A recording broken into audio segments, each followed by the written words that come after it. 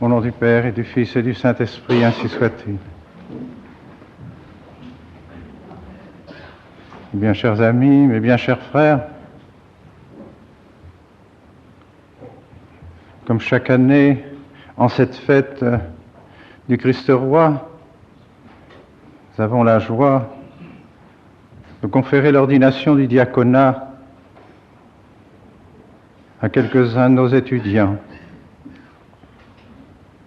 Et cette année, cette joie est particulièrement grande parce que, par la grâce de Dieu, leur nombre est important et qu'à eux sont venus également s'ajouter des sous-diacres qui viennent et de Bédouin et de la Fraternité de la Transfiguration. Nous sommes heureux de faire en sorte que ce diaconat qui comporte tant de grâce pour ceux qui vont le recevoir puisse s'étendre toujours davantage pour le plus grand bien des âmes. Chers amis, dans quelques instants, vous allez donc recevoir Spiritum Sanctum ad Robur, l'Esprit Saint, avec le don de force en particulier. Vous allez recevoir l'Esprit Saint pour bien remplir votre office. C'est ce que va dire l'évêque au milieu de la préface par la formule sacramentelle. Un caractère plus profond, plus significatif encore, va marquer vos âmes du sacrement de l'ordre. Devant Dieu, devant l'Église, devant les saints anges, devant toute la cour céleste, vous serez désormais des diacres pour l'éternité. Et si l'on en juge d'après les monitions qui sont données par l'évêque aux diacres avant de leur conférer l'ordre du diaconat, cette fonction est très importante. La fonction du diacre, dit la monition, est de servir à l'autel, de baptiser et de prêcher. Servire ad altare, baptisare et predicare. Servir à l'autel, mais servir à l'autel d'une manière toute proche de celle du prêtre. Désormais, le diacre pourra porter les vases sacrés qui contiennent le Saint-Sacrement. Désormais, même d'une manière extraordinaire, il pourra distribuer la Sainte Eucharistie. Il s'approche donc d'une manière plus près de ces saints mystères, de ces grands mystères de notre sainte religion, le saint sacrifice de la messe, la Sainte Eucharistie, le grand sacrement, dans le rayonnement duquel doit vivre le prêtre et dans le rayonnement duquel aussi, vous, mes chers amis, vous devez toujours vivre d'une manière plus intense. Servir à l'autel, baptiser et prêcher. Et la Sainte Église, dans la monition qu'elle demande à l'évêque de prononcer avant l'ordination, vous donne comme exemple Saint Étienne. Exemple admirable de ce diacre dont il est dit dans les Actes des Apôtres qu'il a été choisi parce qu'il était rempli de la grâce et du Saint-Esprit, plenus gratia et spiritus sancti. Et un peu plus loin, dans les mêmes Actes des Apôtres, plenus gratia et fortitudine, plein de grâce et de force. S'il y a un exemple que vous devez suivre, un exemple et un modèle, c'est bien celui de Saint Étienne, puisqu'il vous est donné particulièrement par l'Église. En effet, saint Étienne, rempli de la grâce du Saint-Esprit, a prêché. Et les Actes des Apôtres le montrent d'une manière éclatante, d'une manière manifeste, à tel point que les auditeurs de sa prédication étaient stupéfaits et voyaient en lui comme un ange du ciel. Il rayonnait de la splendeur de l'éternité. Et malgré cela, ces juges n'ont pas voulu accepter ses paroles et n'ont pas voulu recevoir sa prédication. Alors, en terminant ces objurgations, saint Étienne, avec force, leur fait comprendre qu'ils ne sont pas autres que ceux qui les ont précédés, qui ont tué les prophètes qui annonçaient la venue du juste. Vos pères les ont tués, et vous êtes semblables à eux, car vous avez tué le juste lui-même.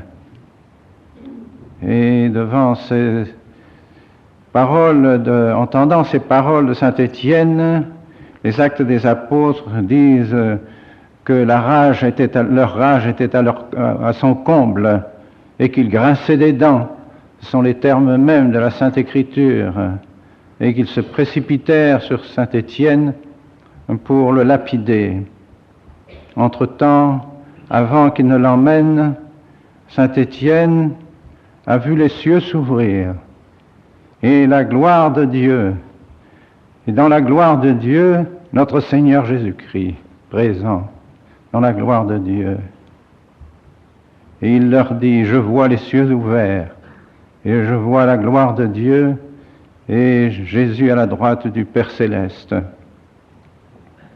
Bien, mes chers amis, je crois que c'est là un exemple admirable pour vous.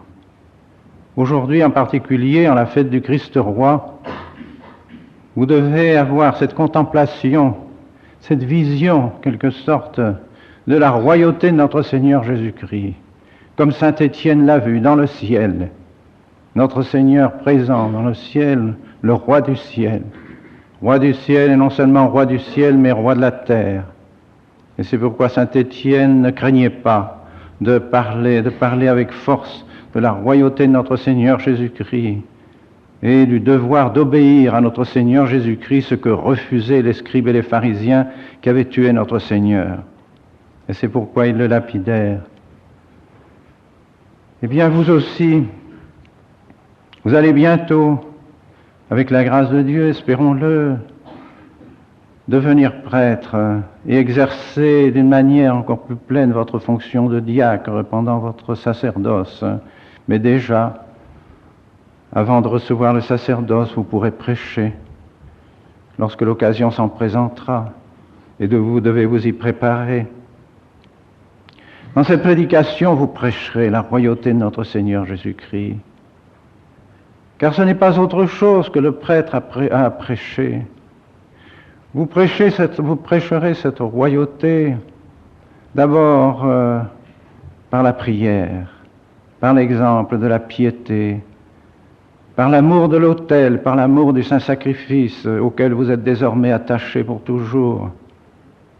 Vous manifesterez cet attachement au sacrifice de notre Seigneur par le respect des choses saintes, afin d'encourager les fidèles à respecter eux aussi et à comprendre que ces grands mystères doivent être la source de notre sanctification. Vous prierez donc, car c'est par la prière et par le sacrifice que notre Seigneur a sauvé le monde, et vous ne le sauverez pas autrement que par la prière et par votre sacrifice. Vous prêcherez notre Seigneur Jésus-Christ et sa royauté par l'exemple de vos vertus, par votre habit sacerdotal, par votre attitude, par votre bonté, par votre charité, par votre zèle, dans vos conversations, dans toutes les occasions que vous aurez d'approcher les fidèles et les infidèles, vous prêcherez notre Seigneur Jésus-Christ. Et Dieu sait si aujourd'hui le monde a besoin de cette prédication. Saint François d'Assise, emmenant le frère Léon avec lui dans les rues d'Assise, disait « Allons prêcher notre Seigneur Jésus-Christ ». Et le frère Léon l'accompagnant, après avoir traversé les rues des rues d'Assise, et Saint François retournant à son couvent et n'ayant pas prononcé une parole, le frère Léon lui dit « Mais comment avons-nous prêché notre Seigneur Jésus-Christ » Mais par notre exemple, par notre habit, nous avons prêché notre Seigneur Jésus-Christ. Et le monde a besoin de cet exemple, le monde a besoin de cette prédication. Vous prêcherez aussi notre Seigneur Jésus-Christ par la parole. Et vous saurez que, en face de ce règne de notre Seigneur Jésus-Christ que nous devons établir, et que notre Seigneur Jésus-Christ a demandé que nous établissions, en envoyant ses 72 disciples prêcher l'Évangile, notre Seigneur n'a pas dit autre chose. Allez prêcher le règne de Dieu. Le règne de Dieu, regnum Dei. Ce règne de Dieu, c'est son règne. C'est son règne, car il est Dieu, c'est notre Dieu. Nous n'avons pas d'autre Dieu que notre Seigneur Jésus-Christ. C'est donc le règne de notre Seigneur Jésus-Christ qu'ont prêché ses disciples.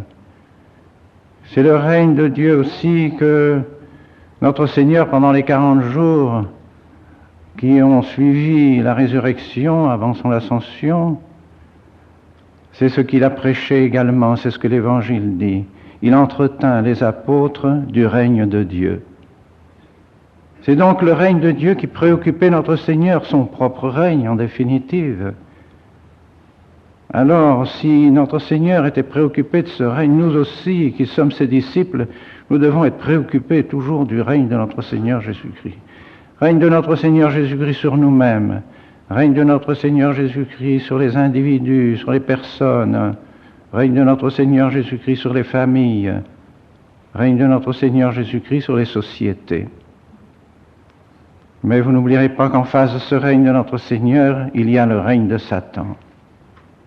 Et jamais, peut-être comme aujourd'hui, le règne de Satan n'a été étendu et a pénétré partout, dans tous les domaines. Il nous entoure de partout. Or, qu'est-ce que le règne de Satan? Le règne de Satan, c'est le règne du scandale. Mais le scandale pris dans son vrai sens, dans le sens de ceux qui nous amènent au péché, et par conséquent qui nous conduit en enfer. C'est cela le scandale. Le scandale est ce qui mène au péché, ce qui attire dans le péché. Eh bien, ce monde est vraiment le règne du scandale. Tout est scandale autour de nous. Tout est contraire à la loi de Dieu. Dans la société, désormais, même les commandements de Dieu non seulement sont ignorés, mais sont attaqués publiquement, officiellement. Des lois sont portées qui vont à l'encontre des lois de Dieu. Tout cela est légalisé, officialisé. On oblige les magistrats, les médecins à faire des choses qui sont contraires à la loi de Dieu, qui sont injustes, qui sont horribles, abominables. Et tout cela dans un temps où l'on croit que notre civilisation n'a jamais été aussi grande, n'a jamais été aussi belle. Bien au contraire, cette civilisation porte la marque de Satan, porte la marque de l'enfer. Alors vous dénoncerez ces scandales pour éviter que les âmes ne se dirigent vers l'enfer. Vous n'aurez pas peur de dénoncer tout ce qui peut entraîner les âmes dans le péché. Et pour avoir ce courage et cette force, vous demanderez particulièrement cette grâce à la très sainte Vierge Marie. Vous le savez, mes chers amis, Marie est notre mère médiatrice. Elle est médiatrice de toutes les grâces. La grâce que vous allez recevoir dans quelques instants par l'imposition de la main de l'évêque et par les paroles sacramentelles qui vont être prononcées, cette grâce du Saint-Esprit va vous être donnée par l'intermédiaire de notre bonne Mère du ciel. Demandez à Marie, demandez-lui à votre mère, demandez-lui de vous donner cette grâce en abondance, que vous soyez vraiment des diacres selon son cœur, que vous soyez plus tard des prêtres selon son cœur, comme l'a été son divin Fils, et elle vous aidera. Elle vous aidera à être des apôtres du royaume de notre Seigneur et du règne de Dieu, au nom du Père et du Fils et du Saint-Esprit, ainsi soit-il.